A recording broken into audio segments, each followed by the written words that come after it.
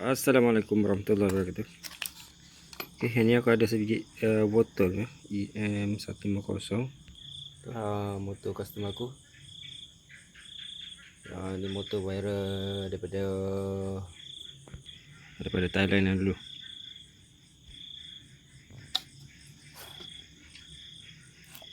Okay, video ni aku nak tunjuk macam mana nak check sama ada controller rosak ataupun motor yang rosak lah. Okay, sekarang kita fokus pada dia punya controller EM150. Okay, boleh tengok maklumat ni, voltage 72 volt, maksimum current 80 A.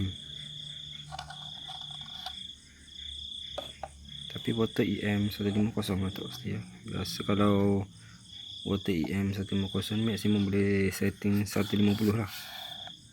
Okay, mungkin model ni 80 saja. Ada voltage 59 volt. Okay. Okay, aku nak tunjukkan macam mana nak check.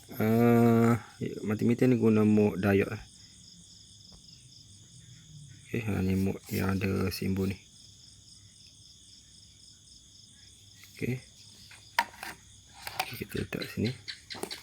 Okay, probe negatif ni kita letak negatif. Kemudian kita check dengan step phase. Okay. Sorry. Yang negatif letak merah. Okay, yang negatif letakkan yang merah. Okay, letakkan pada phase yellow 0.4. 0.4 tu okey ya. Hijau.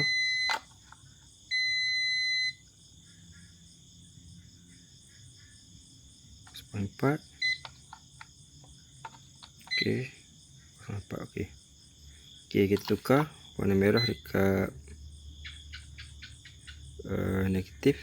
Kemudian kita ulang yang sama. 0.4. Ya, tapi yang phase hijau ni dia macam ada kosong, maksud dia ada short. Okey, dia short ke positif. Sebab tu di skuter tu dia keluar overcurrent. Kalau kita masuk di bahagian programming ni dia keluar overcurrent. Okey, 0.4. okey, ini 0.4. Tapi kat sini kalau tengok hijau ni, dia dah masuk, dia MOSFET dalam dia ada short dalam tu. Okey. Jadi confirm controller ni dah rosak lah. Okey, jadi bila kita pusing throttle tu tak jalan lah, dia tak jalan lah.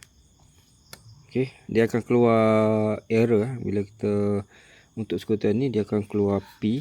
Kemudian kita tekan brake, dia normal, dia akan keluar ready.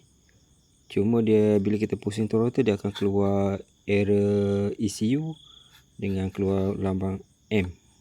Motor punya ni lah. Okey. Ini aku nak try buka dalam ni, tengok macam mana MOSFET dia kat dalam ni. Okey, itu saja perkongsian macam mana nak check controller short ataupun tidak. Okey, assalamualaikum warahmatullahi wabarakatuh.